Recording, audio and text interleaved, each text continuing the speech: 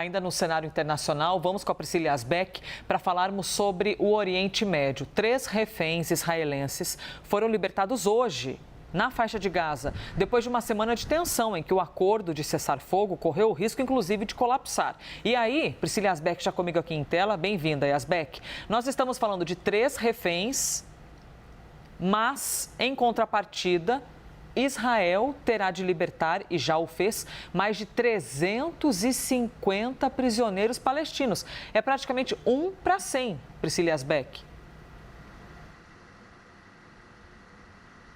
Exatamente, Elisa. Boa tarde para você mais uma vez, a todos que nos acompanham. Essas são as regras, então, que foram firmadas nesse acordo de cessar-fogo que cambaleou nessa semana, com os palestinos dizendo que, e o Hamas dizendo que Israel não estava respeitando as regras para permissão de entrada de ajuda humanitária em Gaza.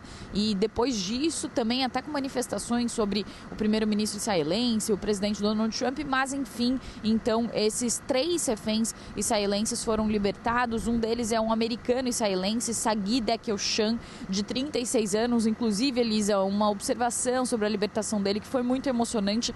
Ele encontrou com a esposa depois de 497 dias em cativeiro e a esposa dele estava grávida quando ele foi sequestrado pelo Hamas no dia 7 de outubro de 2023. Então, uma das primeiras coisas que a esposa dele fala para ele é que a filha deles vai se chamar Mazal, como ele queria e como eles conversavam enquanto ela estava grávida, antes de acontecer o sequestro. Também foram libertados o russo-israelense Alexandre Trufanov e também o argentino-israelense Yair Horny. As libertações aconteceram por volta das 5 horas de Brasília e essa é a 6ª troca de reféns desde o início desse segundo acordo de cessar-fogo. Esses reféns estavam com uma aparência melhor do que os reféns que foram libertados no final de semana passado, que estavam muito magros e que, inclusive, levaram o presidente Donald Trump a dizer que eles pareciam que tinham saído de um campo de concentração, que isso lembrava a década de 30. Então,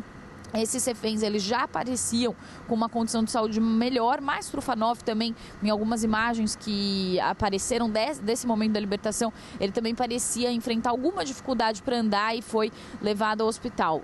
Como você disse, Elisa, do lado também dos palestinos, foram libertados 369 palestinos em diversos ônibus e alguns deles foram levados também para cuidados médicos, para hospitais. Outros deles foram levados, então, para algumas regiões ali diferentes de Gaza e também comemoraram muito essa libertação, como um homem de 70 anos que falou que não esperava ser libertado. Ele que tinha uma pena de 2 penas de prisão perpétuas por ter matado soldados israelenses na Cisjordânia. Eu volto com você, Elisa.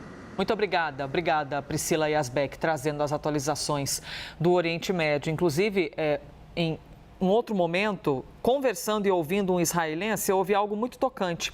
Ele falou assim: se o foco do Hamas era libertar os prisioneiros, eles conseguiram, porque eles invadiram Israel, mataram terrivelmente um monte de gente, levaram alguns reféns. E olha o que nós vemos agora: para 3 reféns, eles receberam de volta 350 prisioneiros que estavam em Israel. Então, se o foco era esse, tiveram sucesso ao fazê-lo.